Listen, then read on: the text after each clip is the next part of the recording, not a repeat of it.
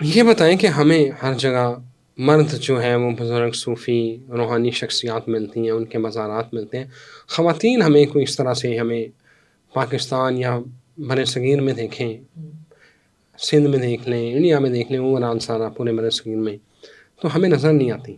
اس کی کیا وجہ ہے؟ جو میری انڈرسٹینڈنگ ہے، مجھے اس کا کرکس تو نہیں پتہ، لیکن میری اپنی انڈرسٹینڈنگ یہ ہے کہ مسلمان عورتوں کو جب آپ ایک اس دنیا سے پردہ کر گئے نا، بس اللہ کے ولی کو آپ مردہ نہیں کہہ سکتے، تو یہ ورڈ یوز کریں کہ جی آپ دنیا سے پردہ کر گئے، ان کی روح چلی گئی، ان کا جسم یہاں پہ ہے.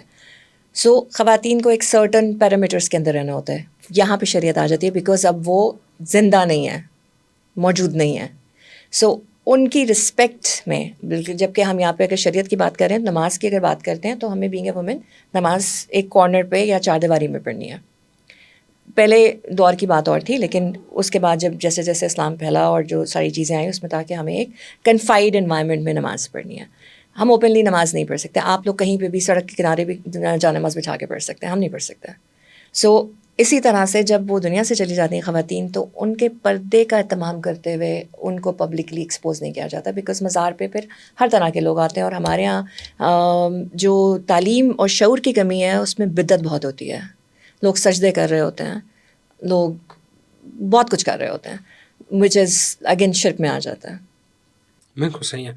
آپ کے نزدیک کیا ہے تصوف؟ جب آپ روحانی ہوتے ہیں تو خواتین کیونکہ کارپوریٹ مراقبہ بھی کرواتی ہیں، میڈیٹیشن کرواتی ہیں، تو کیا آپ کو لگتا ہے کہ یار آپ وائبس یہ بندہ جو لگتا ہے کہ روحانی ہے یا صوفی ہے، آپ کے پاس کیا پیرامیٹرز ہوتے ہیں؟ کسی کے پاس کوئی پیرامیٹر ہو ہی نہیں سکتا. اچھا، کیسے پہچانتے یہ ہیں؟ آپ جب تک اگلے بندے سے کنورسیشن نہیں کریں گے اور اس کو جانیں گے نہیں، تھوڑا ٹائم نہیں گزاریں گے، آپ فرسٹ میٹنگ میں آپ اس کی وائب ضرور کیچ کر سکتے ہیں کہ یہ پازیٹیو ہیں یا نیگیٹیو ہیں. وہ صوفی ہے یا نہیں ہے، وہ روحانی ہے یا نہیں ہے، یہ آپ گیج نہیں کر سکتے.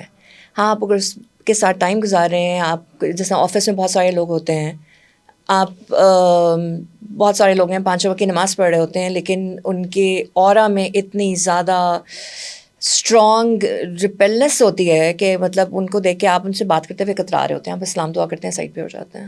آن دی ادر ہینڈ بہت سارے لوگ وہ ہوتے ہیں جو سارا دن ایک نماز بھی نہیں پڑھ رہے ہوتے ہیں، لیکن آپ کا دل کھنچتا ہے کہ یار بریک ہے تو چلو اس کے ساتھ چائے پی لیتے ہیں، یا لنچ بریک لنچ روم میں آپ کو کوئی مل جاتا ہے تو آپ کہتے ہیں کہ چلو اس کے ساتھ یہ بیٹھا ہوا ہے، وہ یار تم ادھر بیٹھے ہوئے ہو، یا کوئی فیمیل ہے یا میل ہے، مطلب آپ کے لیگز ہیں نا، کام کر رہے ہیں ساتھ، ٹھیک ہے، کیونکہ ہم کارپوریٹ کی بات کر رہے ہیں، تو آپ کی وائب کھنچتی ہے.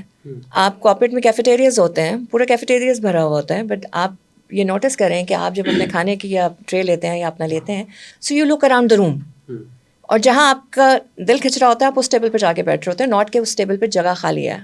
ایٹ ٹائمس بہت ساری ٹیبلس بھری ہوئی ہوتی ہیں، جگہ نہیں ہوتی، آپ چیئر کھینچ کے بیٹھ جاتے ہیں، بیکاز اس گروپ کی وائب آپ کو اپنی طرف اٹریکٹ کر رہی ہوتی ہے.